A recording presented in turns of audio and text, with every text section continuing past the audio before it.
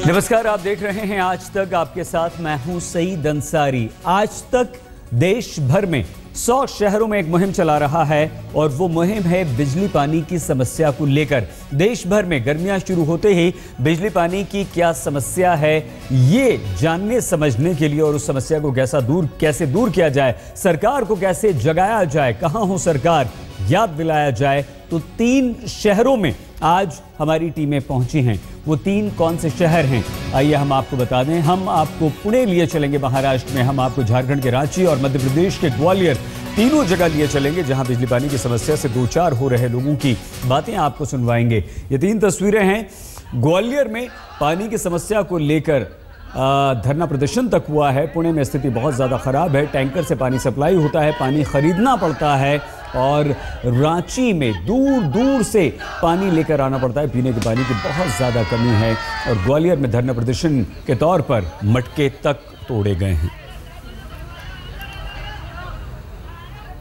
तो आइए सबसे पहले हम आपको मध्य प्रदेश के ग्वालियर लिए चलते हैं, जहां हम खुद पहुंचे थे और वहां ग्वालियर के लोगों से कांग्रेस के नेता, बीजेपी के नेता और बीजेपी के नेता जो कि मेयर भी हैं, उनसे हमने वहां की समस्या पर बातचीत की। गर्मियां शुरू हो चुकी हैं और बिजली पानी की देश भर में क्या समस्या गर्मियों में आती है या है, आज तक की इस मुहिम में आज हम मध्य प्रदेश के ग्वालियर शहर में हैं और ग्वालियर के कुछ लोग, हालांकि हम ये कह सकते हैं कि ये आम लोग जो हैं ग्वालियर के अलग अलग हिस्सों से हैं, ग्वालियर की पूरी जनता तो नहीं आ सकती, लेकिन ये अपनी समस्याएं रखेंगे। 2 विशेष मेहमान यहाँ पर हैं। सबसे पहले हम परिचय आपका करवा दें विवेक नारायण सेजल वर्कर जी से। बहुत धन्यवाद, मेयर हैं आप, बहुत धन्यवाद। बीजेपी के नेता हैं। हमारे साथ कृष्णराव दीक्षित जी हैं, कांग्रेस के नेता हैं, बहुत धन्यवाद दीक्षित जी।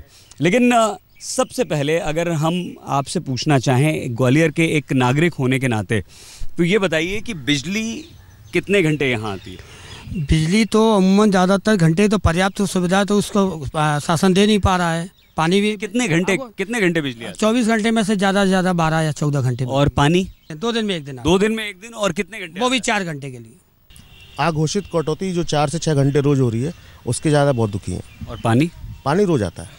रोज आता है। मेयर साहब, बिजली से ज़्यादातर समस्या लोगों को नहीं है, पानी एक दिन छोड़कर आ रहा है और कुछ इलाकों में बताया साहब ने कि हर रोज़ आ रहा है। दीक्षित जी, क्या समस्या आपको लगता है कि यहाँ ग्वालियर के बाशिंदों को बिजली और पानी की?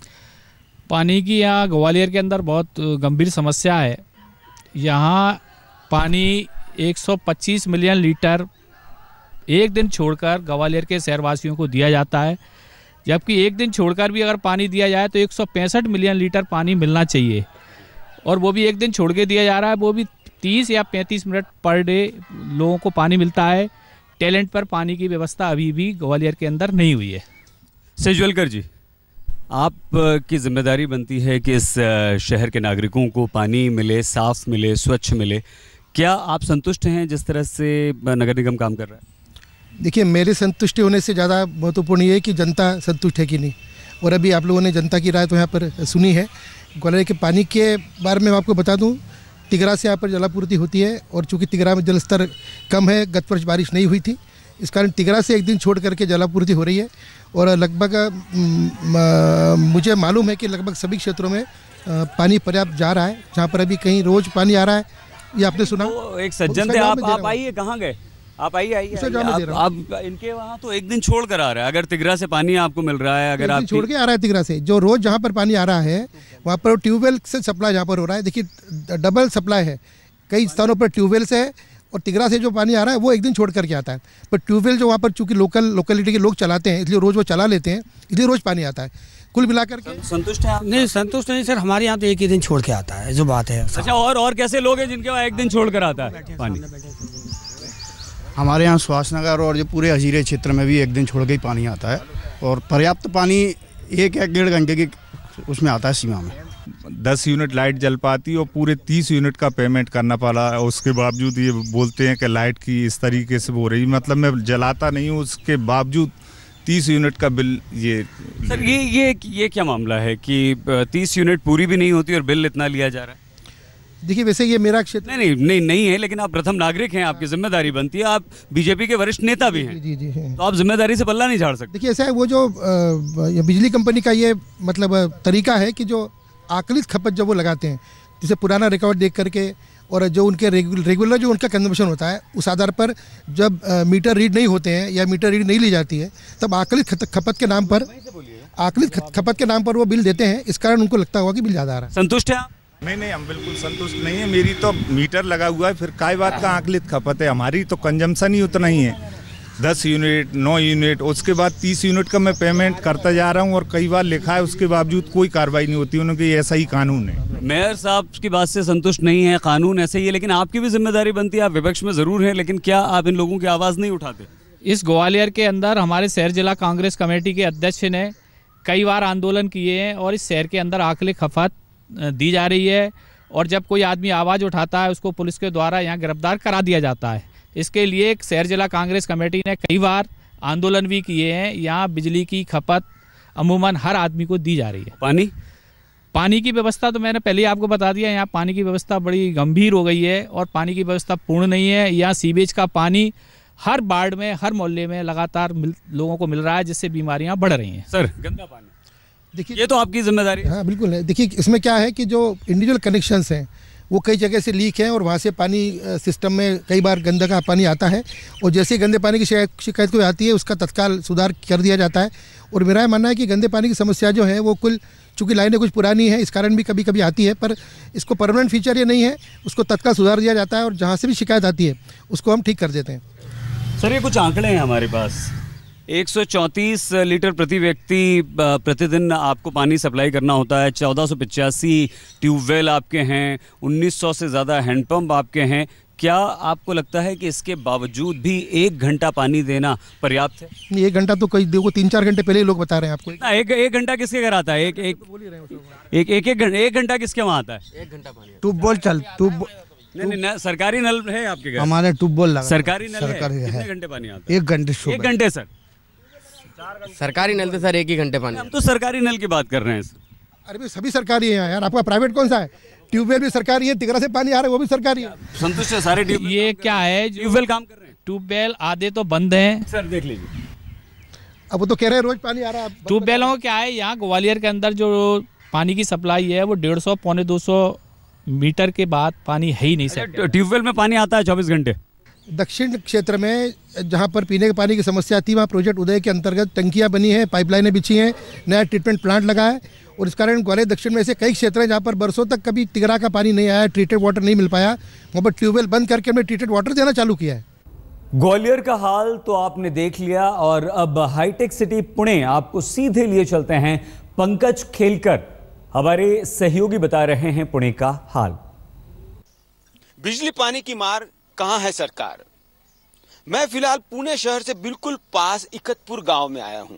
यहां आलम यह है कि 4 दिन में एक बार पानी आता है, और जब भी ये पानी आता है गांव वालों को ये पानी खरीदना पड़ता है। यहां पर आप देख सकते हैं कि टैंकर आ चुका है और सारी महिलाएं यहां इकट्ठा हो चुकी है, और ये महिलाओं को ये पानी जो टैंकर में है वो तभी मिलेगा जब इसके वो दाम टैंकर वाले को देंगे। यहाँ पर जो महिलाएं इकट्ठा हुई है उनसे बात करते हैं कि उन्हें ये जो सारी परिस्थिति है, जो हालत है, उसके बारे में उनका क्या कहना है। आप बताइए कि आपके हाथ में पैसा है, पानी आप खरीद रहे हो, ऐसा क्यों? पानी बार बार नहीं आता है ना, इसलिए खरीदना पड़ता है। 500 रुपए का पानी एक बैलर। हाँ, नहाने को अच्छा लगता है पानी, बर्तन धोने का है, कपड़ा धोने का है, इसलिए मैं पानी लेता है हम 25 रुपए का एक बैलर। पर ये बताओ कि ग्राम पंचायत भी पानी देती है, तो वो कब देती है और कितने बार आता है? टिपन नाही होते काय नाही, केव्हा देते काय? वो देतच नहीं ना पानी ग्राम पंचायत। हमारा टैंकर से आता है, टैंकर से मिलता है पानी। साथ ही में यहाँ पे जो ग्राम सदस्य है, उप सरपंच है, उनसे बात करते हैं। उनका ये क्या कहना है कि ये जो हालत है इस इकतपुर की, वो ऐसी हालत क्यों है? क्योंकि पुणे शहर बिल्कुल पास में है, पुणे शहर को बहुत पानी मिल रहा है, पुणे शहर के पास 5 बड़े बांध हैं, तो फिर ऐसी हालत इन छोटे गांव जो पुणे से जुड़े हुए हैं उनकी ये हालत क्यों है? आप बताइए कि ऐसी हालत इस गाँव की क्यों हो गई है? इस गांव को पानी की बहुत दिनों से परेशानी है। हमने तालुका पंचायत को 7 मार्च को प्रस्ताव दिया है लेकिन उस पर अभी तक कोई कार्रवाई नहीं हुई। गए डेढ़ महीने से पानी नहीं दे रहे। पर ये बताइए कि आपने जैसे कहा कि जो प्रपोजल आप देने वाले थे तालुका प्लेस में, उस प्रपोजल का क्या हुआ? वो प्रपोजल अगर क्लियर होता है या पुणे शहर तक पहुंचता है, जिला अधिकारी तक पहुंचता है, मैजिस्ट्रेट तक पहुंचता है, तो फिर ये सारे जो सवाल है वो हल हो जाएंगे। जब तक वो कोई एक्शन नहीं लेता तब तक तो ये कोई हल नहीं हो सकता। लेकिन तालुका प्रशासन को जब से दिया है उन्होंने आगे फॉलोअप करना चाहिए उसका। तो अभी तक तो कोई नहीं हुआ, इसलिए वो शासकीय प्रशासन का टैंकर अभी तक चालू नहीं हुआ है। सरकार का ध्यान है कि नहीं है? आपको क्या कहना है कि जैसे आप ग्राम पंचायत के स्तर पर ये पानी आप खरीद कर गांव वालों को दे रहे हैं, तो ये ग्राम पंचायत अपनी जिम्मेदारी निभा रही है, पर आपको ऐसा नहीं लगता है कि सरकार की जो जिम्मेदारी है उससे सरकार हाथ धो रही है या उससे पल्ला झाड़ रही है? अभी तक तो सरकार ने कोई कदम नहीं उठाया है, इसलिए तो पानी नहीं आ रहा है। हमने तो हमारा काम कर दिया है। जो पानी की मांग है वो पंचायत समिति को 7 मार्च को किए हमने, अभी तक नहीं आए है। उन्होंने क्या किया है अभी तक हमको भी मालूम नहीं है। हमारे साथ यहाँ के कुछ गांव वाले हैं या एक खास शख्स है जो इसी गांव का है, पढ़ लिखकर ऑस्ट्रेलिया में सेटल हुआ है। उससे क्या अंतर लगता है? ऑस्ट्रेलिया के गांव में किस तरह का जो अरेंजमेंट है वो कैसी की जा रही है, उससे ही बात करते हैं। आप बताइए। देखिए, मैं इस गांव में पढ़ लिख कर बड़ा हो गया हूँ। जो मैंने 10-15 साल में जो हाल देखा है वो आज भी मुझे दिख रहा है। इससे मुझे बड़ा दुख हो रहा है, क्योंकि हमारी सरकार तो अच्छी काम कर रही है, जैसे विज्ञान में प्रगति हो रही है, लेकिन जब तक बिजली, पानी, सड़क ये चीजें सही ढंग से नहीं होती तब तक मुझे नहीं लगता कि हमें अच्छी तरह से प्रगति कर रहे हैं। तो ये मेरी तरफ से कहना है कि ये सरकार की एक तरह की फेलर है।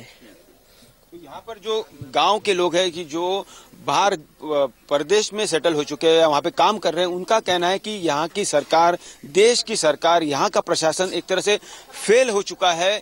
क्योंकि एक तरफ अगर आप देखें तो पुणे शहर को 3G मिला है, इस गांव में भी 3G है, बिजली नहीं है, पर एक तरफ एडवांस टेक्नोलॉजी तो आ चुकी है, स्कूल है, इंग्लिश मीडियम स्कूल भी गांव में पहुंच गई है, लेकिन जो मूलभूत जरूरतें हैं जैसे पानी और बिजली, वो उसका आलम ऐसा है कि वो बहुत ही खराब है और इसीलिए गांव वाले परेशान हैं। और ये परेशानी धूप काले में लगभग 4 महीना गांव वालों को सहन करनी पड़ती है। और गांव जैसे कि आप देख रहे हैं, बिजली तो 8 घंटे नहीं आती, पानी जब भी आता है तो पानी खरीदना पड़ रहा है। कैमरामैन गोपाल हरने के साथ पंकज खेलकर, पुणे, आज तक की विशेष बिजली पानी की समस्या को लेकर मुहिम के तहत इस वक्त हम आपको लिए चल रहे हैं झारखंड के रांची।